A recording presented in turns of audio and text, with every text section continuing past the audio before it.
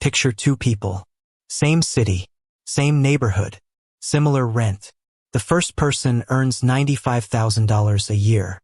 Walk into their home and you see a massive television on the wall, a designer couch that cost more than most people's monthly salary, a kitchen loaded with appliances still sitting in their original boxes, and closets so full of clothes that half of them have never been worn. This person opens their banking app every morning with a knot in their stomach. 2 missed paychecks and everything falls apart. Now walk into the second apartment. This person earns $52,000 a year. The space feels different. Open. Calm. There is a couch, a television, a kitchen with exactly what gets used. This person checks their bank account the same way they check the weather, casually, confidently. They have 18 months of expenses saved and they invest 20% of every single paycheck. Same neighborhood. Nearly half the income. 10 times the financial security. But here is the thing that nobody tells you. This is not a story about income. It is not a story about luck or inheritance or some secret investment strategy. It is a story about a relationship between stuff and money that most people never stop to examine. The first person is not reckless. They do not gamble. They do not have expensive addictions. They just drifted into a lifestyle that quietly consumes every dollar they earn to maintain itself. The second person discovered something that most high earners never figure out. That owning less does not mean living worse. It means living with intention. And intentional living creates the kind of financial breathing room that changes everything. That is what this video is about. Not deprivation. Not living like a monk. But understanding the specific rules that separate people who always have money from people who never do, regardless of what they earn. And the first thing you need to understand completely reframes how you think about every purchase you will ever make. Everything you own costs you money twice. The first cost is the obvious one, the price on the receipt, the number your card gets charged, the amount you see leave your account. But there is a second cost that most people never calculate, and it is often larger than the first. This second cost is made up of 4 things: storage, maintenance, mental energy, and opportunity cost. And when you add them all up, many possessions cost more to own than they ever cost to buy. Think about a treadmill. Someone buys it with genuine intentions. They are going to work out at home, save money on a gym membership, get in shape. The purchase price is maybe $800. But that treadmill takes up roughly 20 square feet of living space when you account for clearance. In most cities, living space costs somewhere between $30 and $50 per square foot annually in implicit rent.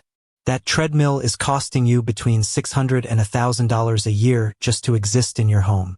And it is probably hanging clothes most days. Now think about a boat.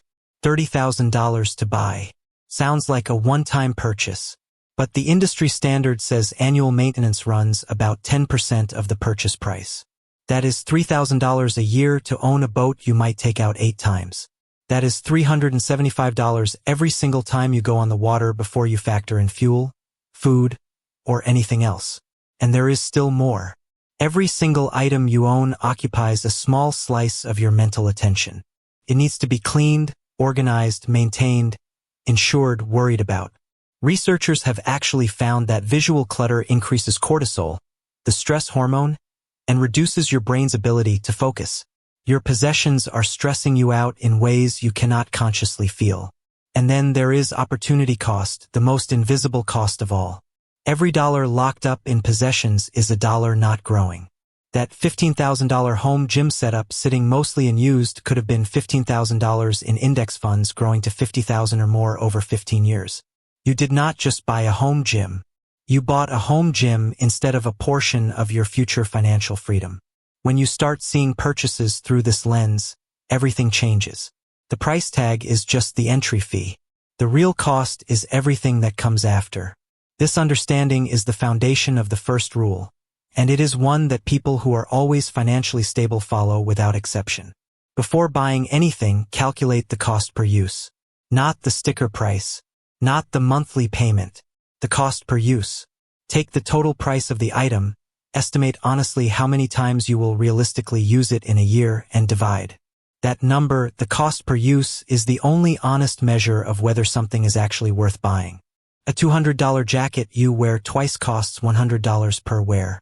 A $400 jacket you wear 200 times costs $2 per wear. The more expensive jacket is actually dramatically cheaper in any meaningful sense. This single calculation destroys most impulse purchases the moment you apply it honestly. That $300 kitchen gadget you will probably use twice a year costs $150 per use in the first year alone. That is an extraordinarily expensive way to accomplish whatever task it performs. Meanwhile, a $30 tool you use every week costs less than 60 cents per use over the same period. The math cuts through marketing, through emotion, through the social pressure of wanting what everyone else has. It reveals with cold clarity what actually makes financial sense versus what just feels appealing in the moment. The second rule builds directly on the first, and it is one that will make you look at your home very differently. Walk through every room and look at each item you own. For each one, ask yourself a single honest question. If this item disappeared today, would I spend money to replace it? Not could you replace it. Would you actually go out and buy another one? Be ruthless with your honesty. Would you replace that fondue set?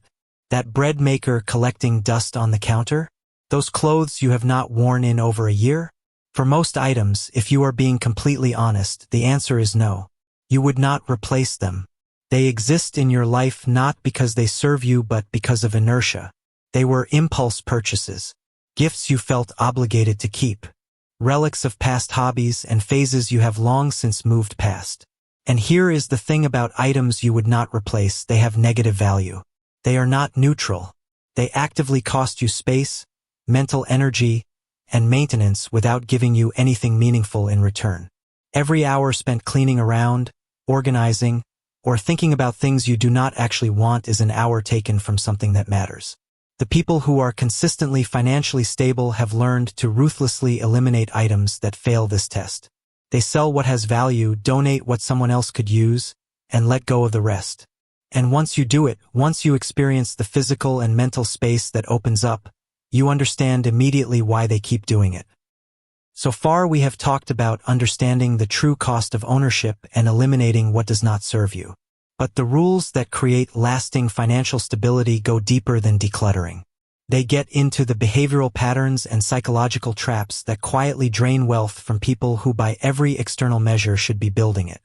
And one of the most common traps, one that catches high earners especially, is upgrading out of boredom.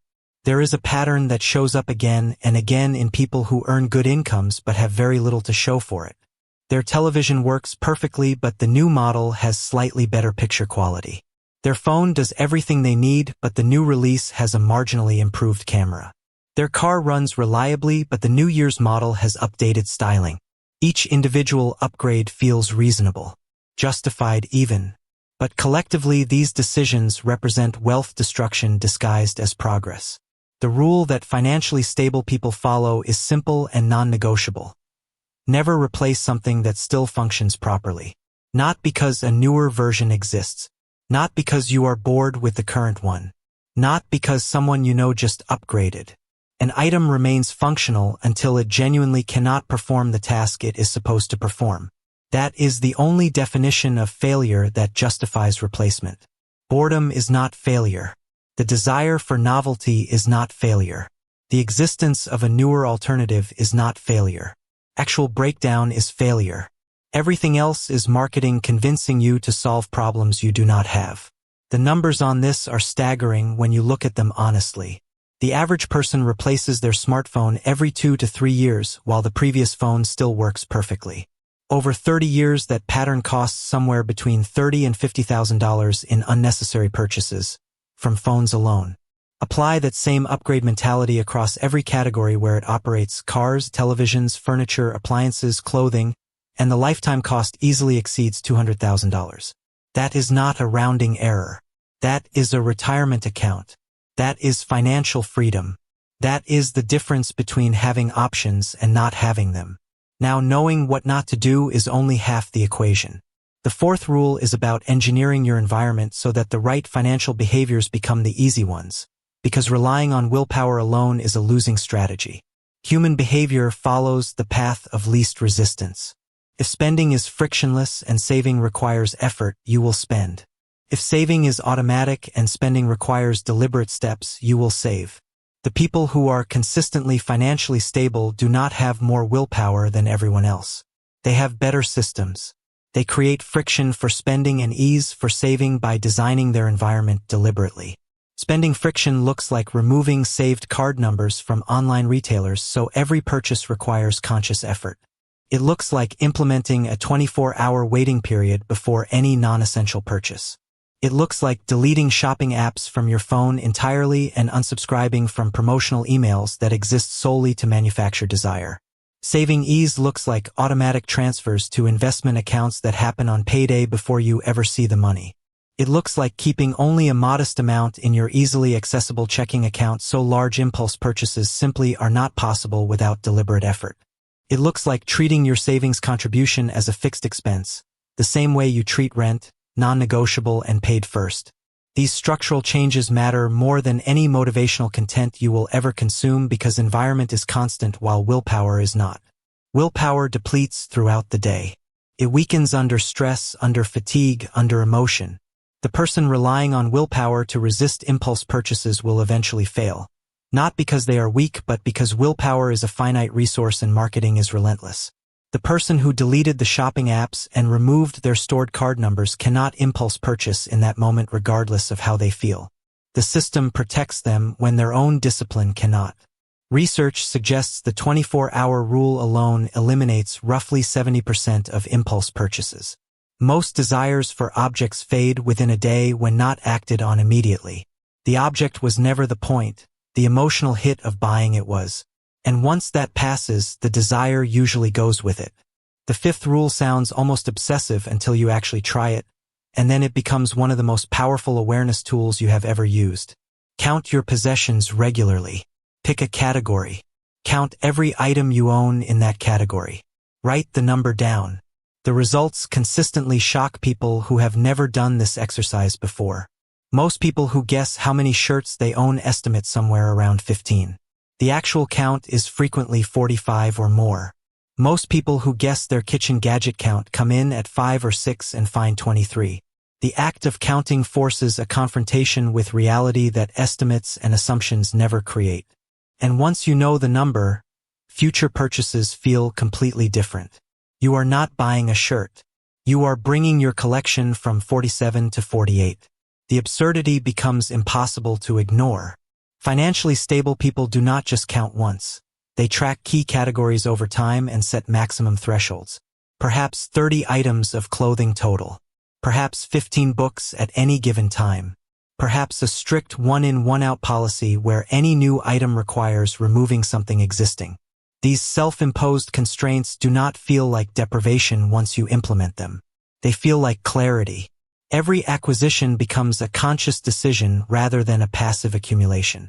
And that friction alone, that moment of pause where you have to decide what gets removed to make room for what is coming in, dramatically slows the cycle of mindless consumption that keeps most people financially stuck.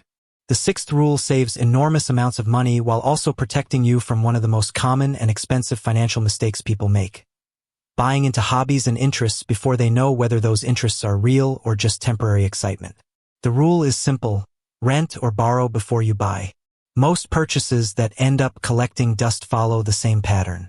The interest is genuine in the beginning.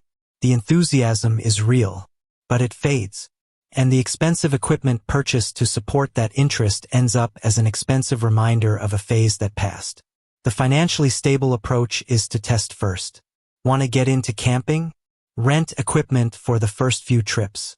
Want to try woodworking? Borrow tools or use a shared workshop space.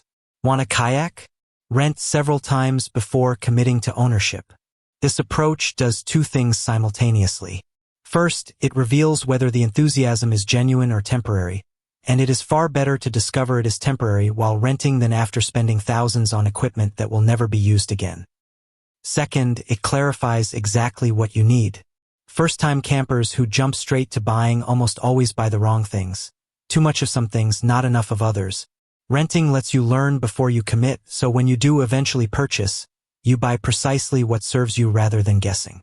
The garages and spare bedrooms of America are filled with expensive monuments to abandoned enthusiasm: ski equipment, photography gear, music instruments, fitness machines, all purchased during a phase that felt permanent and ended within months. Financially stable people are not less curious or less enthusiastic. They are just more patient about converting curiosity into ownership. We have covered the rules around spending, consuming, and resisting the patterns that drain wealth quietly over time. But the final set of rules operates at a deeper level, at the level of how you think about money, what you are actually trying to build, and how you measure whether you are succeeding. And this is where things get genuinely life-changing, because most people are running a race with no finish line and wondering why they never feel like they are winning. The seventh rule is about understanding something called the lifestyle multiplier, and once you see it, you cannot unsee it. Every major possession you own connects to a web of other purchases. A boat does not just cost what you paid for the boat. It requires a trailer, a vehicle capable of towing that trailer, storage fees when it is not in use, insurance, maintenance supplies, safety equipment, appropriate clothing for being on the water. What looks like a single purchase is actually an ecosystem of ongoing expenses. A home gym requires flooring, mirrors, storage solutions, ventilation considerations, and often some level of renovation to make the space actually functional. A pool requires chemical supplies, cleaning equipment, covers, outdoor furniture, landscaping to complement it, and ongoing maintenance costs that most people dramatically underestimate before installation. A motorcycle requires riding gear, storage, maintenance tools, and frequently a truck or trailer to transport it to riding locations. Financially stable people calculate the full ecosystem cost before any major purchase, not just the price of the item itself but everything it pulls in behind it. A $5,000 purchase that brings $3,000 of supporting expenses with it is an $8,000 decision. Framed that way, many purchases that seemed reasonable become obviously excessive. And the multiplier works powerfully in reverse too. Eliminating one major possession often eliminates an entire ecosystem of related expenses simultaneously. Selling the boat means no more storage fees, no more insurance, no more registration, no more maintenance costs, no more towing expenses. The financial relief extends far beyond what the item itself was worth. The eighth rule is one that almost nobody applies, and the absence of it is responsible for more financial stress among high earners than almost any other single factor. Define what enough looks like before you start earning more. Here is the trap that catches people at every income level.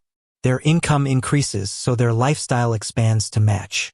The expanded lifestyle becomes the new normal, so they need another income increase to feel any sense of progress or comfort.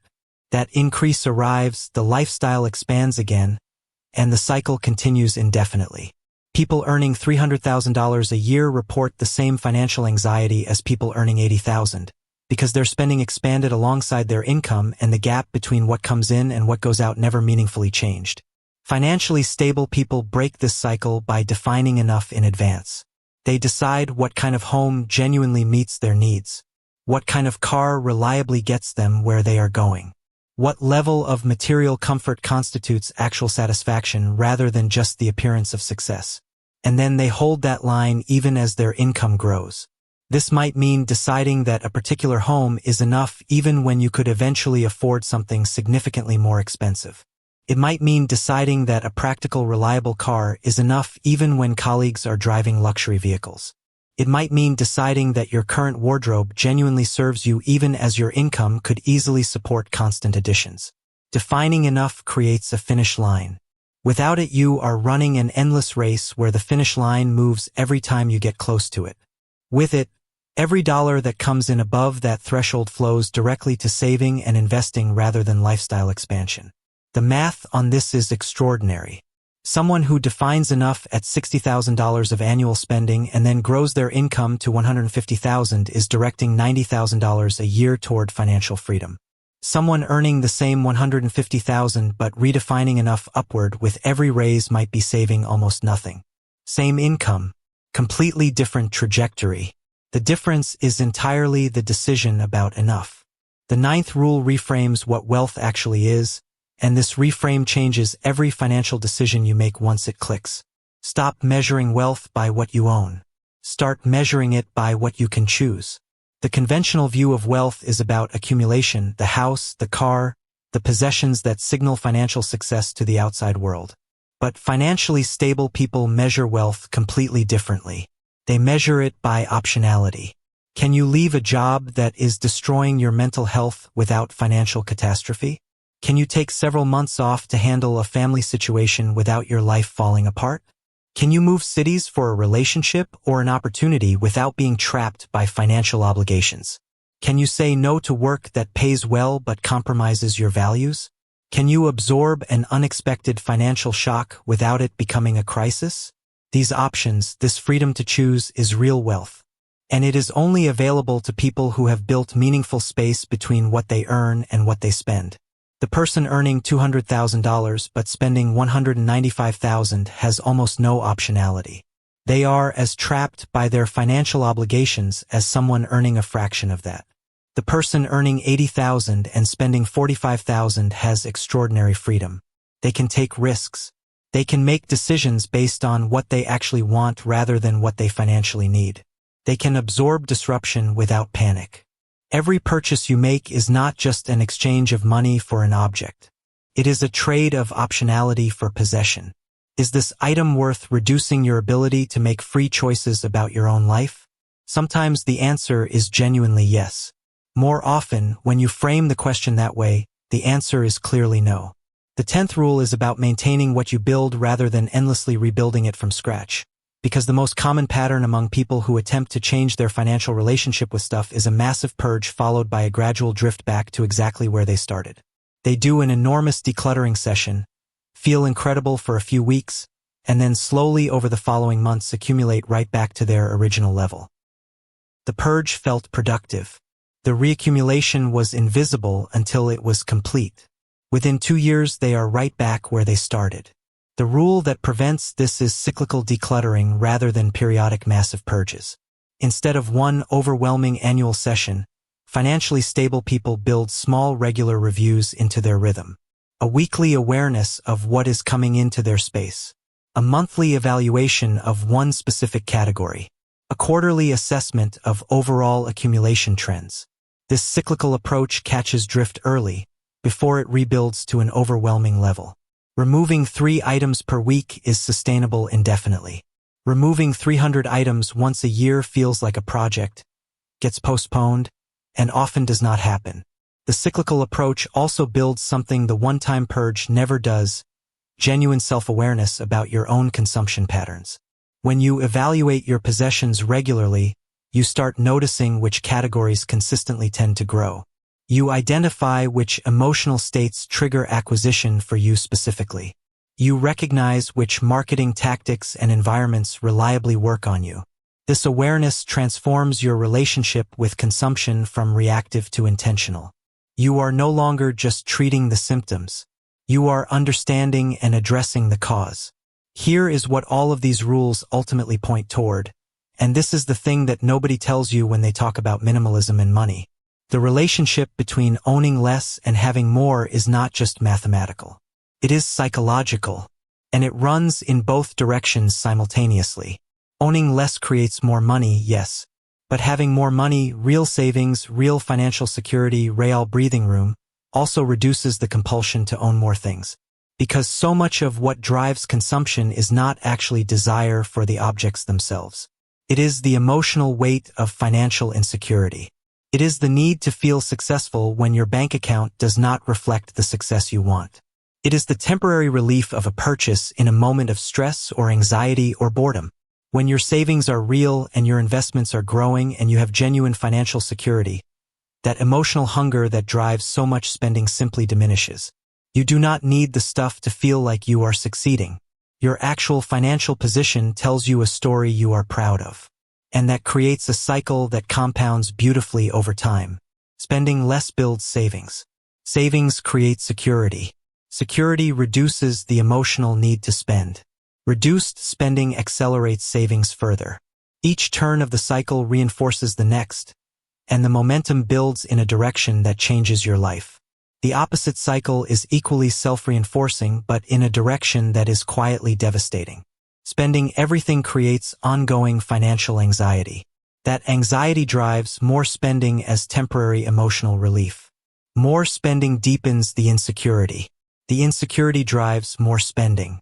And the cycle continues until some external shock forces a breaking point. The choice between these two cycles determines financial trajectory far more than income level ever could. The apartment with 18 months of expenses saved and 20% invested every paycheck. That did not happen because of a high income. It happened because of a clear-eyed understanding of what things actually cost, what enough actually looks like, and what wealth actually means. That clarity is available to anyone willing to examine their assumptions honestly and apply these rules consistently. The rules are not about suffering. They are not about deprivation. They are about recognizing that most of what we are told to want does not actually improve our lives in proportion to what it costs us. And once you see that clearly, once you genuinely internalize it rather than just intellectually agreeing with it, the spending that used to feel necessary starts to feel optional. And the freedom that replaces it starts to feel like the most valuable thing you have ever owned.